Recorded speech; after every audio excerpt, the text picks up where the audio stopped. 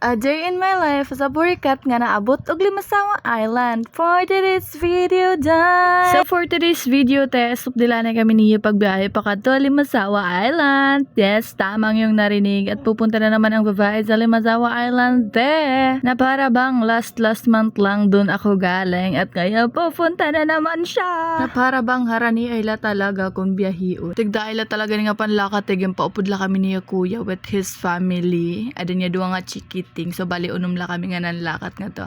Limasawa Island. Diba? Ang cute. Pero talaga ito prepared ang babae ito. So, one ending waria swimsuit pareya bikini. Charot. Tulang ganon. So, ito din ang parties na biyahe na kami. And around 5 a.m. na siguro ito. 5:30. So, dapat ko no 4 a.m. pala biyahe na kami. Kaso na nagmuok man. So, one ending.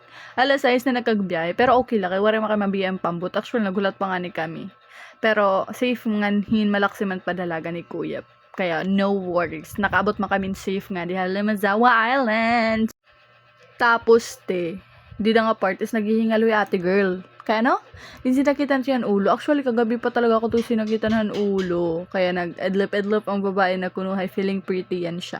By the way, this is not my first time nga makadiha Limasawa. Kaya this is my second time na. Kay last December, iya ko gindara nga diha Limasawa ginpakilala iya family. Diba? And fast forward adi na kami may ngayon ba niya basta marang kami ito yaan black sand mining thing agin trap nira para dere makaage, diba? You're familiar with that. Kaya mo ito sumisira ng ating kalikasan, ng ating kayamanan sa Pilipinas. Tama ba? Tama! And fast forward, ada na kami to sugod dapat wala na makag-video ang babae ka na nga turog. Kasi syempre masaktan na ako ulungan hin mapiraw.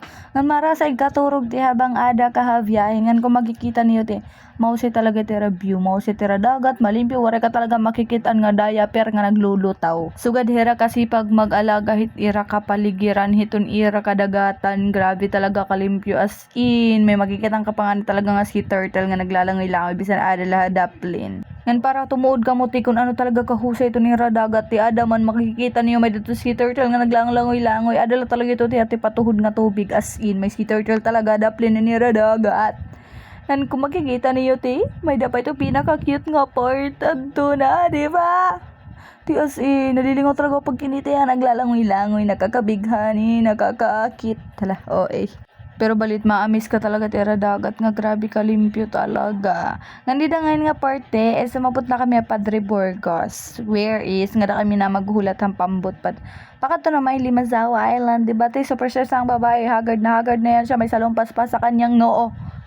Basta ulo. Pareho talaga kami to dito ni RGT, not feeling well kaya may sipon nga ginuruhira na to sa kumasakitan akong ulo. Pero lavern pa din kasi Limasawa Island yan, hindi ko yan naatrasan. Nandito nga party, siglahawas na kuntat mga gamit kaso kay nayakan man daw kuno nga malilate pa pag-aputit pambot suging pamutang lalit gamit sa sakyanan tapos nagkuwala na kamihan ticket. Ate lang ayan. Haha, bida-bida ka talaga girl. So nga di nga parties, nakadi na kamihan, ano ba nira? Basta aruan hin ticket, whereas nga to ka maghahatag yung bayad para matagang kan ticket para makasakay ka pambot. And after na mo magkuhan ticket bumalik lang na kami nga to, may sakyanan kay alas 2:30 pa daw kuno at pambot. So pero kami ka oras maghuhulat laanay. Pero okay la kay ang importante may ticket na kami kay fully book na talaga. As in fully book na talaga kay kadada mo talaga hit mga turista nga nangangabot nga nangangato Limasawa kang lato na KMG San Limasawa. So kung kamure pa kamo perfect spot para yan nga summer Limasawa talaga ito na akong ma-recommend as hindi talaga kamo magbabasol kung makadto kamo diri na mauli-uli. Pero ito usa ka adlaw kaya nito niyo malibot ang bugos nga Limasawa Island. Since waray pa mantid pambot kay 2:30 pa daw kuno maabot nakadilanay kami kay mangangaon kami for lunch. Thank you talaga ate and kuya, God bless you po. God nalit bahala maghatag iyo yung blessing sini nga paglibre ha amon. Kaya sinti wala talaga kami may nagasto sini nga lakat bisang piso kay libre talaga ni ate tanan ngan. Thank you talaga ate nganing kuya. Kaya dapat talaga dira ko to na upod or kami ni RJ kay yakan ko makarawd magpinalibre tapos mahal net gasolina pero sa ring naman ni kuno ni kuya nga papapod kami so gintay ko chance kasi Limasawa yan dapat talaga pag pa mga middle of the May kami or May pa kami makadto Limasawa after na ko na interview tapos kadalat kami may kwarta baga makakalugar-lugar sugad. Pero kay 1 week laman daw or 4 days or 4 nights and 5 days la siguro kami nga Then manguli na kay may trabaho na lat ko ni ate next week. So gintay ko na talaga ang chance, hindi ko na siya pinakawalan. Charis Emmy. Grabe talaga te, comfortable talaga akong duro ha iya kuya nga na familyhan iya kuya. As in, ambot kay no, comfortable ako siguro kung paano lang ako niregtrato. Siya naging comfortable ako. Nga nito ngayon umang konti as in close na close ko na ito na bagad na talaga kami magbugtungan. Di man hera mga maarte ba, first agad nga bata. As in, mahilig ra kay jamming. Di ra talaga ako nakaka-feel ang comfortable kay ito yung nga bata, ti makulit ito yung mahilig ito magig-istorya. So, nagkakalingawan na kami, kaka-vibes talaga kami. And grabe to niya kamayaw-yaw. Pero at the same time, naayun ako tiya pagiging mayaw-yaw. Ti kaya nalilingaw gihapon ako. After namon mga unte, kumadi na kami may port. Kaya nga din nala kami maghuhulat te. Kaya mga tuna siguro to nga namabot na gihapon iton pambot. So nga din nala kami maghuhulat nga magkalarga na. Kay baga, mapaso na talaga duro te. Na-stress na ako dito duro. Haggard na ang face ng babae. Amo nga yan ito kada amo ti an manana kay hapambot ngan amo la ito kadako ang pambot nga amon sasakyan ito nga Evershine 2.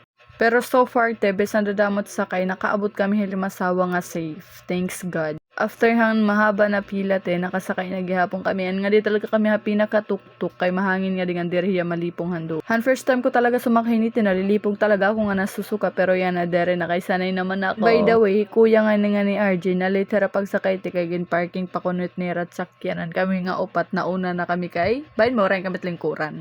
And the adi na naman tit exciting part, nakakita naman kami ang sea turtle. Maramgam pan 5 times na naman nakakita ang sea turtles. As in, kadadang mo talagang sea turtles, tinga naglalangoy-langoy dito, gilid dito, barko, pambot, basta ito di dala talaga itong port, di gilid ng port. As in, kadadang mga sea turtle, may dagko, may gamay ka, cute talaga nira kita, unti, kita, nagyamat ya ulo. And after 1 hour and a half nga biyahe te, or I think 1 hour la, nakaabot na kami ha, Limasawa Island Port. So hello Limasawa again. I'm so excited na naman magsudoy-sudoy nga di. Ngan pag abot te, sumakay na tayong kamihan motor, pakanto halugsungan, kundi inhira na o. Fast forward na lang ngayon te, amo na niti pagkakulop na, hanti kang pag-abot namon te.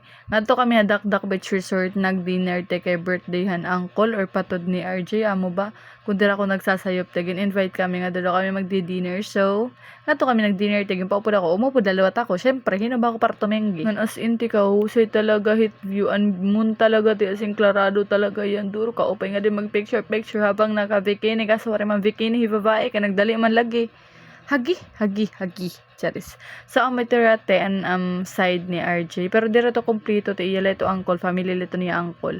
Nag-dinner kami nga after kumaon. Nagbinata, bata hiila na para bang 10 years old, 7.